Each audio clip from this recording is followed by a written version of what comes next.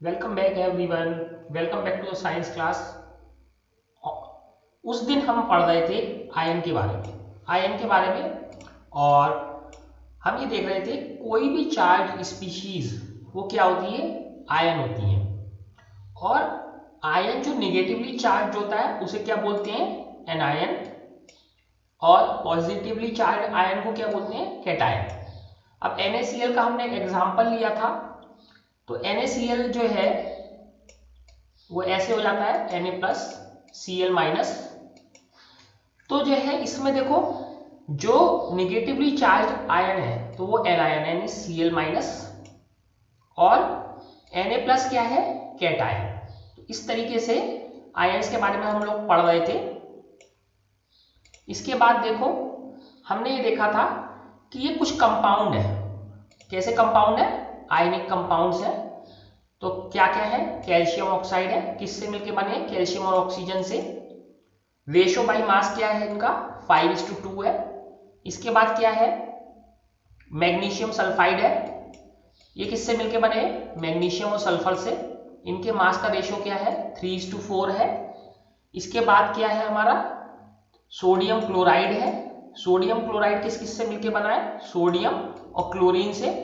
और इनके जो है मास का रेशो क्या है, 23:35.5। तो देखते हैं कैल्शियम ऑक्साइड क्या है। कैल्शियम ऑक्साइड होता है सिंपली CaO। CaO, तो इसे याद रखेंगे CaO। मैग्नीशियम सल्फाइड क्या होता है, MgS। और सोडियम क्लोराइड क्या होता है, NaCl। तो देखो, सोडियम क्लोराइड में Na क्या हो जाता था, प्लस, क्लोराइड क्या हो जाता था, माइनस। और आपने एक बात और देखी कि मेटल ही हमेशा पॉजिटिव होता है, मेटल हमेशा पॉजिटिव होता है। तो यहां देखो कितने चार्ज माइनस के हैं, एक। तो इसे बैलेंस करने के लिए कितना पॉजिटिव चार्ज होना चाहिए, एक।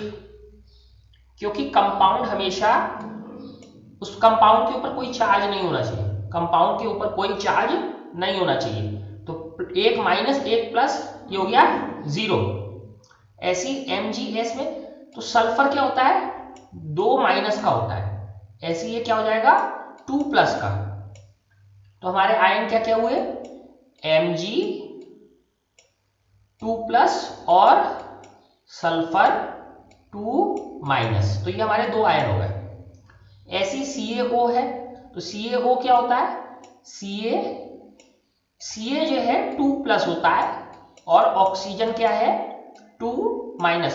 तो याद है ना कि Ca हमारी क्या थी, मेटल थी। तो मेटल कैसा होता है, हमेशा पॉजिटिव। नॉन मेटल कैसा होता है, हमेशा नेगेटिव। मेटल कैसा होता है, पॉजिटिव।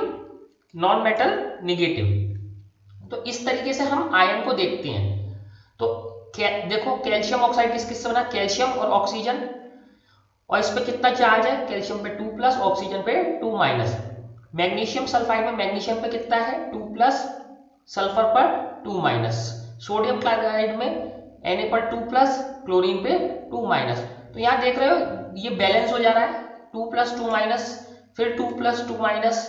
क्योंकि पूरा का पूरा जो मॉलिक्यूल बनता है, कंपाउंड बनता है, उस पर कोई चार्ज नहीं होना चाहिए। तो अगर इस पे 2 प्लस है तो इस पे 2 माइनस भी होंगे।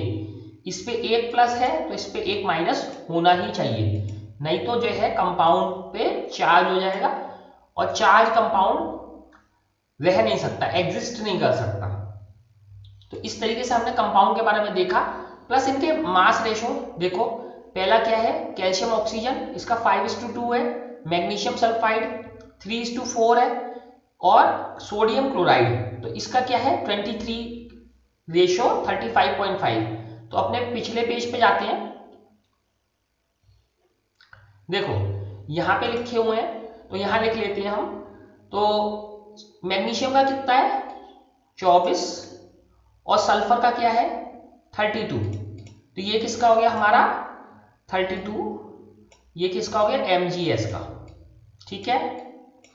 इसके बाद हम देखते हैं NaCl का।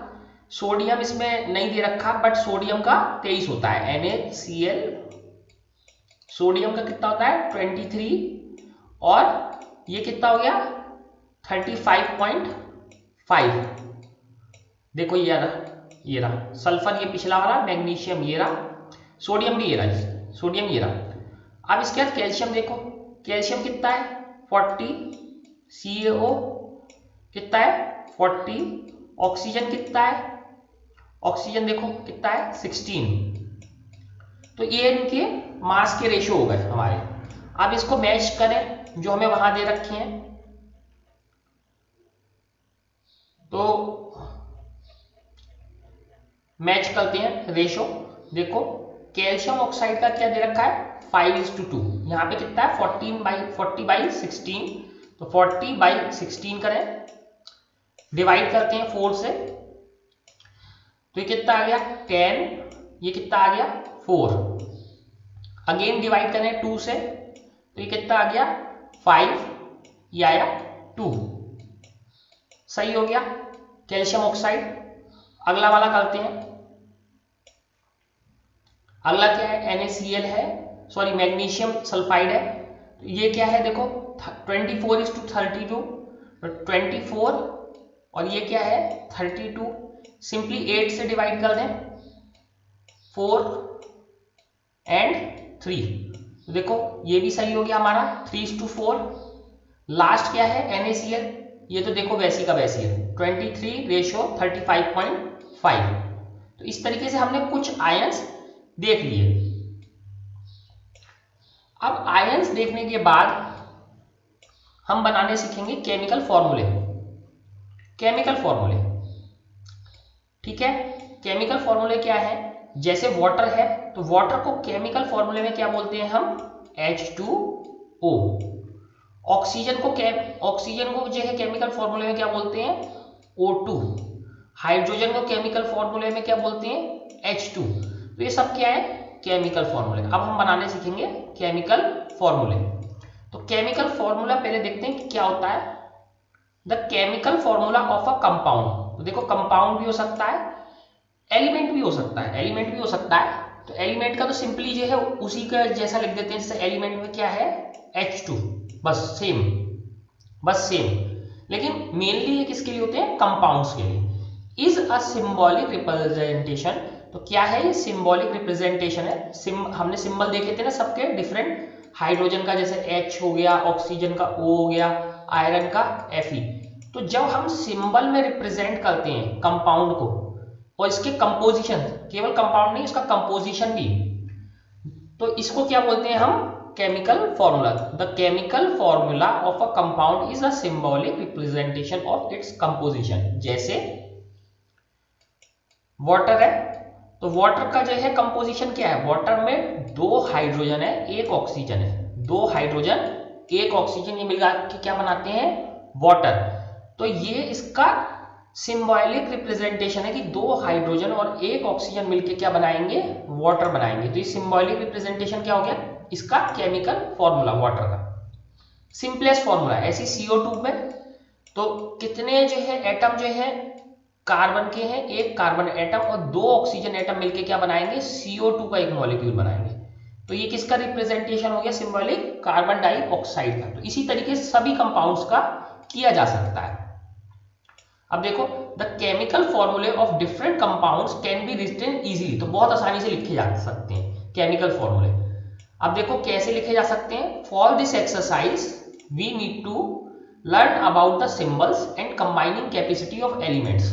तो देखो अब ये क्या कह रहे हैं कि सबसे पहले तो हमें सिंबल्स पता होने चाहिए, ठीक है। सिंबल्स धीरे धीरे याद हो जाएंगे, जैसे आयरन का याद हो गया Fe, हाइड्रोजन का अब तक याद हो गया होगा H, ऑक्सीजन का याद हो गया O, कार्बन का याद हो गया C।